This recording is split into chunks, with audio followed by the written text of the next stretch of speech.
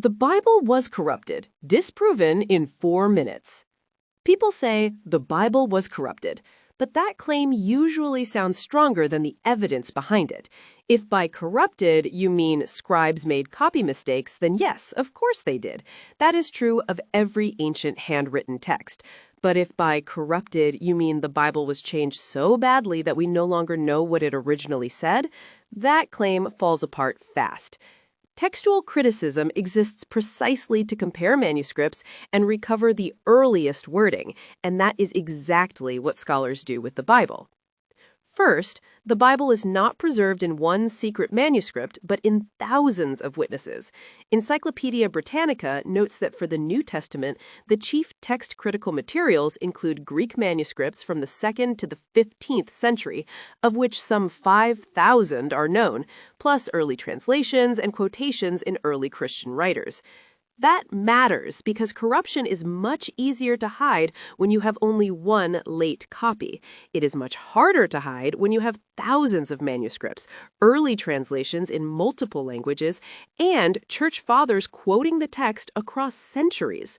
The abundance of evidence does not erase every variant, but it makes large-scale, invisible corruption far less plausible.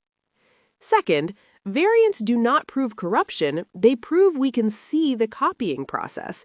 Hand-copied texts naturally produce spelling changes, word order differences, accidental omissions, and other small variations.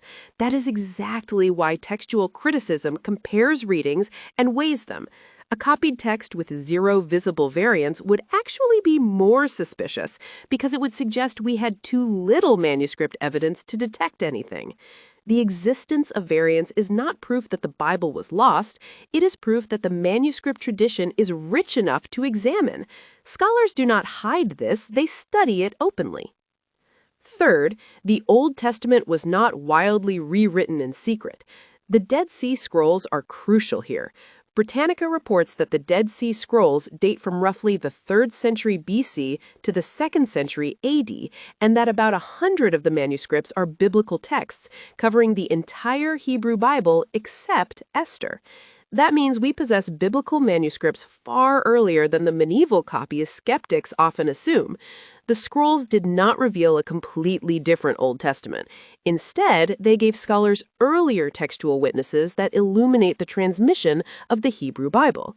In other words, when earlier evidence was discovered, it did not expose a destroyed Bible. It helped confirm that the text had been transmitted through a real, traceable manuscript tradition. Fifth, no viable textual variant destroys a core Christian doctrine. Even conservative textual scholars like Daniel B. Wallace phrase this carefully. No viable variant affects any cardinal doctrine.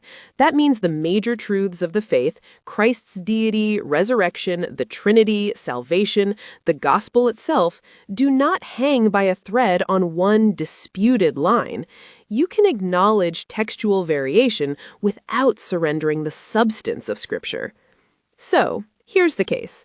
The Bible was copied by hand, yes. Variants exist, yes. But that is not the same as saying it was corrupted beyond recovery. We have thousands of New Testament witnesses, early Old Testament evidence like the Dead Sea Scrolls, open scholarly methods, and transparent footnotes in modern translations. The real story is not that the Bible was corrupted and lost.